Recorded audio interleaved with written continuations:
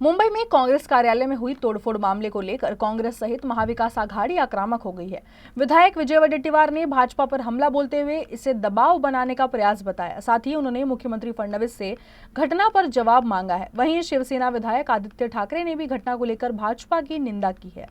बघा, या राज्यामध्ये एक तर गृहमंत्री नाहीये, गृहमंत्री कोण आहेत अजून आता पताच नाहीये। कायदा सुव्यवस्थेची परिस्थिती आपण पाहतोय, आपल्याला बीडमध्ये काय झालं, परभणीमध्ये काय झालं, राजकीय हल्ले सुरू झालेले आहेत आणि कुठच्याही राजकीय पक्षाची अशी तोडफोड करणं कार्यालयाची हे कितपत योग्य आहे? हे रिफ्लेक्शन आहे राज्याच्या सरकारवर, मुख्यमंत्र्यांवर, कारण आता तरी गृहमंत्री कार्यरतच नाहीत, कोण आहेत आम्हाला माहिती नाही।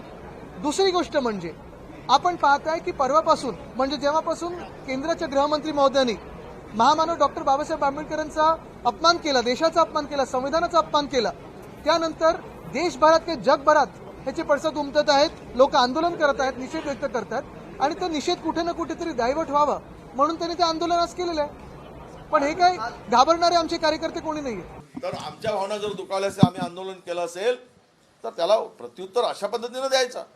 म्हणजे काय गुन्हेगिरी करायची, कार्यालयात तोडफोड करायची, हे संविधान मान्याची प्रवृत्ती आहे का? यांना संविधान मान्य आहे का? याचं उत्तर दिलं पाहिजे। या संदर्भात मुख्यमंत्र्यांनी खुलासा केला पाहिजे आणि त्यांच्यावर कारवाई केली पाहिजे। हे विभागीय कार्य आमचं जे आहे नागपूर मुंबईचं, त्या कार्यालयावर झालेली तोडफोड आहे।